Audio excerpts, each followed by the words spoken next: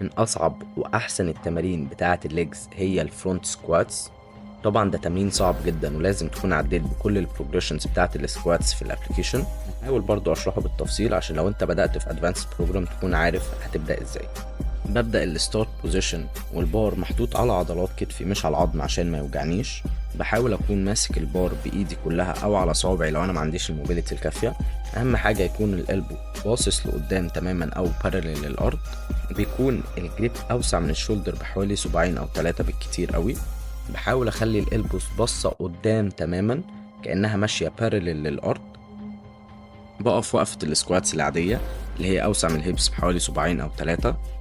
الستارت بوزيشن ببدأ ان انا ابريس الابدومين بتاعتي واشدها واحافظ عليها مشدودة طول العدة. بتأكد ان ماي باك كله مفرود تماما. بتأكد ان القلب بصة قدام قدر الامكان. ببدأ انزل بالراحة عن طريق ان انا اشد الليجز سواء الامامية او الخلفية او الجلوتس وانا ان كنترول. طبعا زي كل بروجريشنز السكواتس الراب بتخلص لما الهيبس تعدي النيس، وكل ما نزلت اكتر كل ما كان احسن. وابدأ انزل بالراحة واحدة واحدة تحت اكتر عشان تتعود. بحافظ في الان بوزيشن برضو ان انا الباك بتاعي لسه مفرود تماما والليجز بتاعتي دايما مشدودة وانا ان كنترول في الان بوزيشن بتاعي. رجلي فلات تماما على الارض والنيز معدية طول وانا محافظ على ظهري مشدود والكور بريست. ببدأ ان انا اشد الليج ماسلز بتاعتي سواء الامامية او الخلفية او الجلوتس عشان ارفع نفسي لفوق وانا محافظ على البوزيشن بتاعي. طبعا ده تمرين صعب جدا لازم تكون عديت بكل بروجريشنز السكوات.